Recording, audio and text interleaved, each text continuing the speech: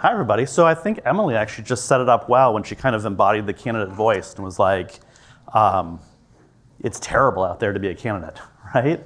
So I'm going to start and talk a little bit about how it's working for both sides, and then I'm going to talk a little bit about where we're going with this, because we think we have some alternate ideas of what to do.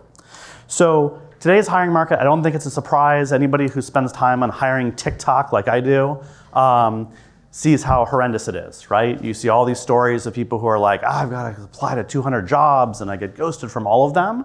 I think we're all hearing those stories. So from the candidate side, you hear all these different horror stories, right?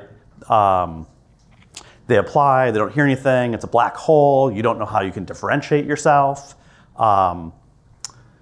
They feel pressure, like there's a kind of one-upsmanship where they see somebody else applied to 100 jobs, so they have to apply to 150 jobs, right?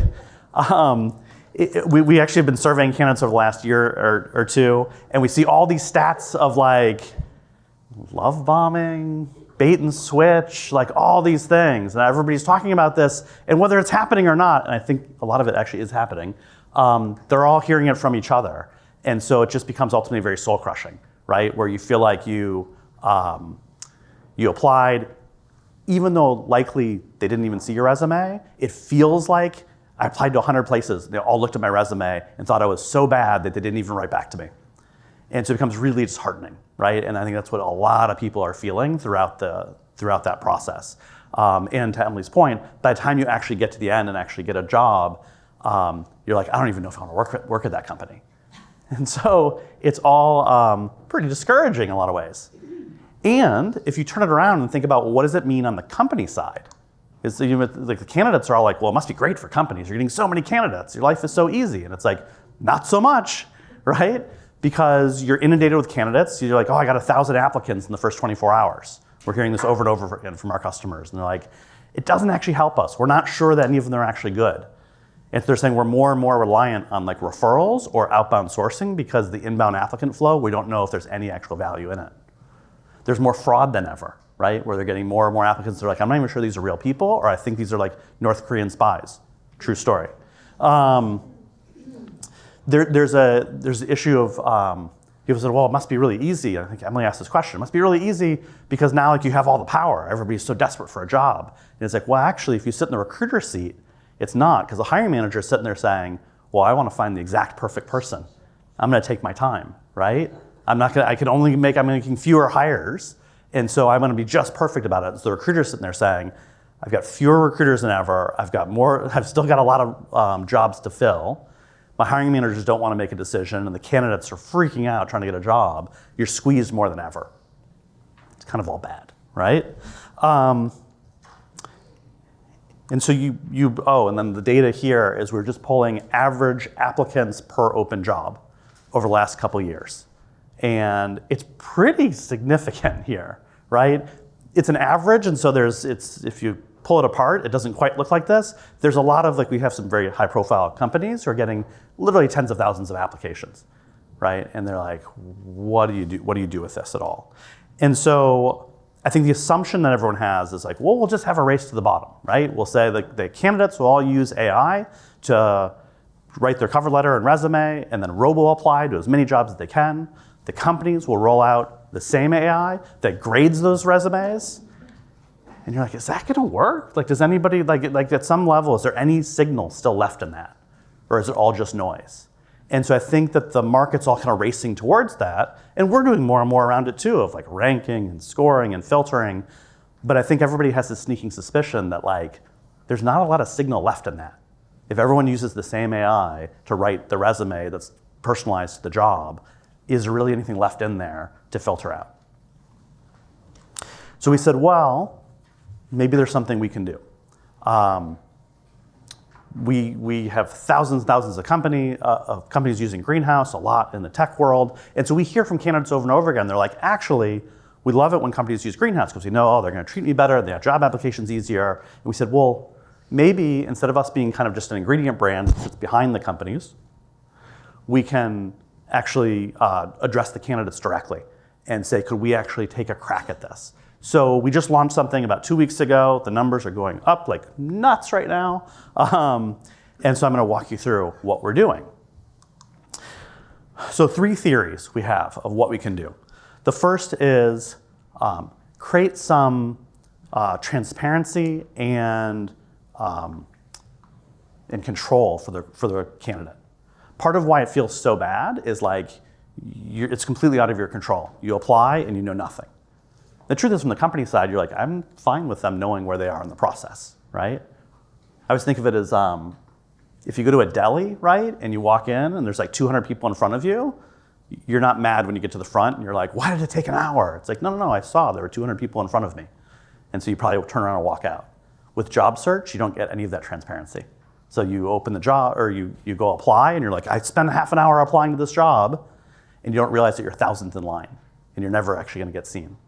And so we're saying, well, are there ways that we can create some more transparency and control for the candidate in that process? Even scheduling interviews, right? Think of the idea of just having control over your time. And so instead of saying, hey, you can interview at this time or that time, we say, like, when's available for you? Here's all the times we have open, pick what's best for you. So just anything we can do to create control back to the candidate. Number 2 is, can we surface new data to differentiate, right? Is there different data other than what's on the resume? And so the thing we're centering around is intent, saying it's not just about what they've done in the past, but what do they actually want? And so that's actually a new piece of data. So I'm going to talk about how we're going to do that in a couple different ways. But we think that it's a new way for candidates to stand out and for companies to differentiate people, other than just doing like keyword matching on a resume, but it's to understand what do they truly want, because that's actually a really valuable piece of data. And third is make it a race to the top.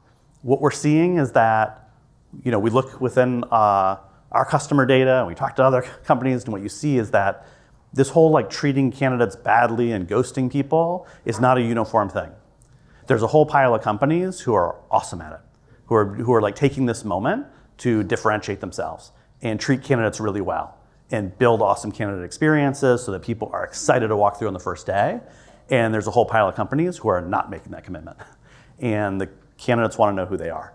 And so we think that we can create more incentives for companies to treat people better. We can make it easier for them to treat people better. And we can help them win and make sure the candidates know. So we've got a whole pile of features that we're doing that support these theories. So let me walk through them. Sorry, I have terrible eyesight, so I'm like trying to look at the thing. It's brutal. First, application status. So we always hear from candidates. They say, yeah, I just applied to like 20 different companies that use Greenhouse. They can now log into this portal and they can see their status and eventually stage across all of those different applications, right? Great for the candidate because they're like, oh, and now I can kind of manage my job search there. Great for the company. You don't have to spend so much time keeping people up to date because it's all there automatically. My tasks, all the things that you need them to do, provide their availability for a scheduled interview or do a take-home test or fill out an offer or whatever it is. We can kind of focus them on what they need to do. Quick apply, we can let them create their name, contact information, resume, the normal questions on a job application, and then we autofill those across all Greenhouse customers. And we're seeing candidates absolutely love that. They're like, yeah, I want to apply to these companies. I don't want to type in my resume every time. Some of our competitors have kind of the opposite of that, where you actually have to type in your resume every single time, and people hate it so much.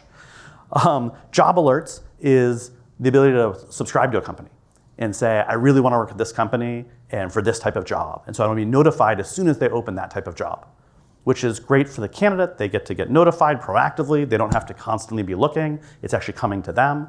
And it's going to create a signal on the other side, which I'll talk about on the other side. Work preferences, just the things that you would ask in a phone screen. Do you want to work in person or at home? Do you want to work full-time or part-time? All that kind of objective data. We're collecting all that from the candidate as well. And last is this idea of dream job. It's a really neat idea, is the idea that a candidate can mark one job and only one job at a time, or one per month, as their dream job. And so the idea is this is creating another intent signal, where they're saying, yeah, I'm applying to 30 different jobs, but across the hundreds of thousands of jobs available at Greenhouse customers, this one is the one I really want the most. Which you can imagine on the company side, well, that's a really helpful signal, right? I compare it to like college admissions. So remember like college admissions when I was applying to college on a typewriter? I applied to 3 schools, right? Because it was like a pain. In each school you had to do a different essay. And then somebody came along and invented a common app where you apply one, or you just type it in once and you apply to 25 schools. And all of a sudden, everybody applied to 8 times as many schools as they used to. And the colleges got utterly overwhelmed. The candidates the people applying to college got way more intense because everybody gets rejected from everywhere.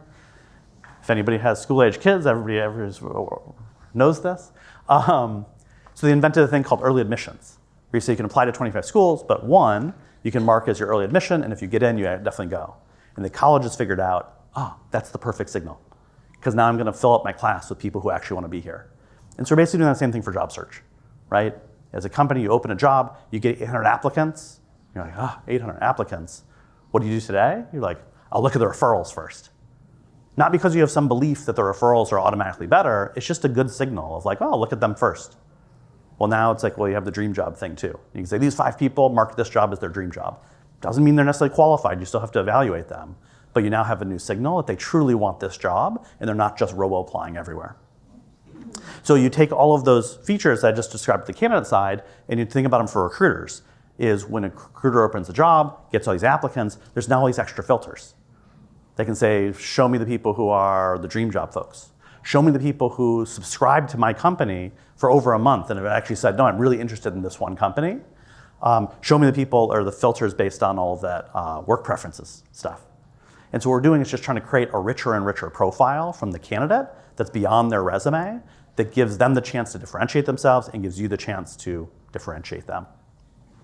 We're also going to add more and more content around describe what's going to happen in the hiring process. Who are they going to meet with? What happens in each interview? What happens in the next interview?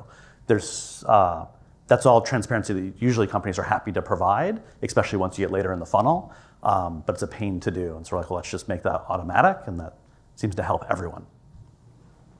So when I summarize, well, why is this good? What is this helpful for? From a candidate perspective, I can't begin to read that. It's less headache applying to jobs, right? We talk to candidates and they're like, oh my God, it's so miserable. Everything about this is miserable, and we think we can allay a little bit of that misery. New ways to stand out. It's not just about your resume or personalizing your resume with AI, because everyone's doing that, but there's a way for you to actually stand out. And better job discovery. You can figure out what are the companies you actually want to work for. I'll say it's pretty common we hear from folks, and I guess it's anecdotal, but they come and say listen, I think differently about the companies that use Greenhouse versus the companies that use unnamed archaic ATS, where they make me write my whole resume. And so I think there's a growing consensus in the market where they're starting to feel like, I can actually tell which companies are trying in talent acquisition and not based on what their job application looks like. On the recruiter side, I think we're just trying to give more ways to cut through applications other than just an AI ranking system. Automate repetitive tasks, all the normal stuff that you have to do to keep people up to date, you can just do automatically. And I think it's an easy way to give your employer brand a boost. It's a moment where I think some folks are like, there's so many applicants, it's really easy. You don't have to try as hard in your candidate experience. But I think there's a whole pile of customers we're seeing right now who are trying really hard and saying, actually, this is the perfect moment. And just because it's easy to get applicants doesn't necessarily mean that it's easy to hire them or have them be excited at your company. And so this is a moment to lean in because you can really differentiate if you try. This is just we pulled this, I guess, last week, so it's even higher now. But basically, we think we're going to have millions of candidates on this within a few months because it's scaling really fast. As I summarize all of this, I was trying to think how to summarize all of this, is that, to the earlier points, who knows what's going to happen to the economy, right? Are there going to be more jobs open, less jobs open, more applicants, less applicants? Unclear, but I would argue there's definitely going to be more AI-enabled candidates. Every time we survey them, the amount of people using the AI to apply to more and more jobs is just going up. So even if the economy were to change, I would still argue you're going to get way more applicant flow than you used to. I'd also say that the instances of fraud are going to increase. We're seeing it just from a thing that people were talking about a little bit 3 months ago to everyone's talking about it right now. And it's not just one type. There's 6 different types of frauds we're seeing. And so that's really increasing.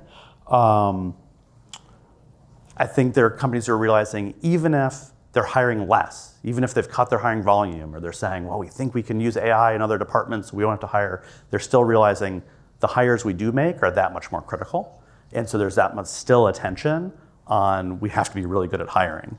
And so when we look at all of that and put it all together, we're like, I think there has to still be this path of we have to create richer and richer profiles of who these folks are.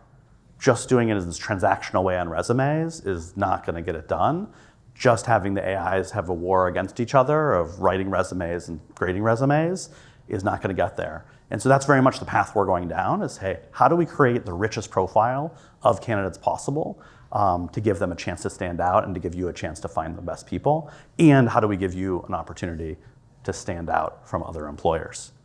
I think that's my spiel for today. I think if you're interested in more of this, you can scan the QR code and learn more about MyGreenhouse, but we're very excited to watch what happens over the next year or two with it. Thank you very much.